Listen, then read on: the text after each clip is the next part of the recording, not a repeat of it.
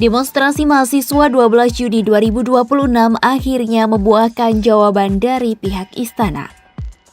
Membawa 5 tuntutan krusial di Bundaran HI, para mahasiswa menagih transparansi dan keadilan anggaran kepada pemerintah. Di tengah kritik pedas soal beban anggaran, istana mengeklaim telah menghemat APBN hingga siap mengevaluasi total program makan bergizi gratis. Lantas, apa saja poin-poin jawaban pemerintah soal tuntutan dalam demo mahasiswa tersebut? Kepala Badan Komunikasi Pemerintah atau Kabakom Muhammad Kodari mengatakan, pemerintah telah mengambil langkah untuk menjawab tuntutan yang disampaikan mahasiswa dan berbagai elemen masyarakat yang tergabung dalam aksi demonstrasi di Bundaran HI. Jawaban itu mulai dari efisiensi anggaran, upaya memperkuat ketahanan energi, evaluasi program MBG, hingga membenahi struktur ekonomi nasional. Terkait tuntutan penghentian pemborosan APBN, Kodari mengeklaim pemerintah justru telah menjalankan efisiensi anggaran sejak awal pemerintahan Presiden Prabowo Subianto.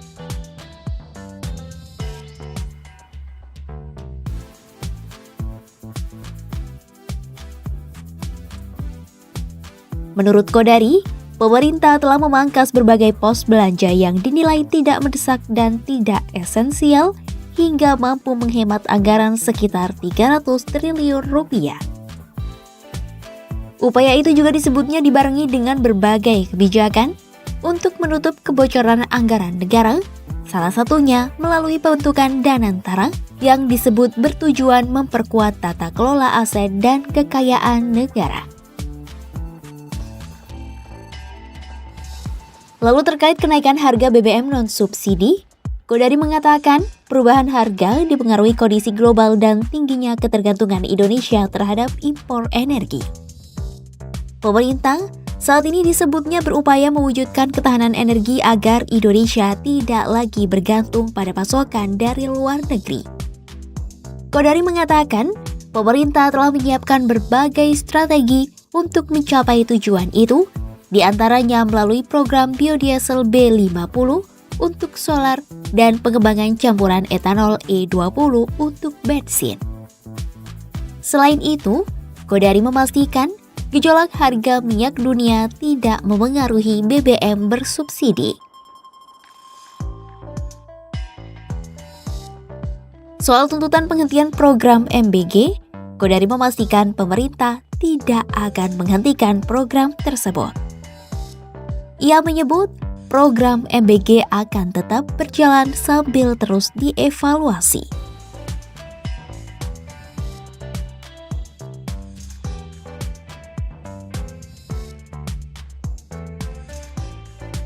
Ia menegaskan, berbagai kendala dalam pelaksanaan program tidak bisa dijadikan alasan untuk menghentikannya. Dari itu, menurut Kodari, hal penting yang perlu dilakukan adalah memperbarui tata kelolanya. Pemerintah disebutnya akan menghentikan sementara pembangunan dan persiapan SPPG yang belum beroperasi sebagai langkah awal. Namun, kebijakan itu tidak berlaku bagi layanan MBG yang sudah berjalan.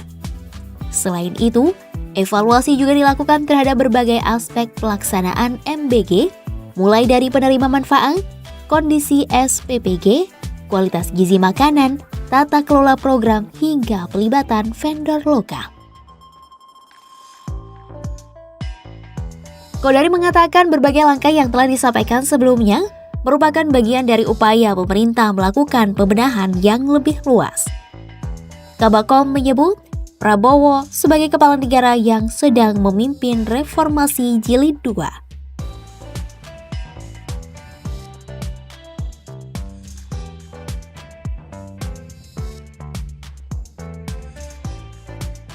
Ia pun mencontohkan sejumlah kebijakan yang dinilai sebagai bagian dari reformasi itu, di antaranya penegakan hukum di sektor tata niaga minyak dan penertiban kebun sawit ilegal. Di sisi lain, pemerintah disebut memandang tuntutan mahasiswa sebagai bagian dari proses demokrasi dan terbuka terhadap berbagai masukan dari masyarakat.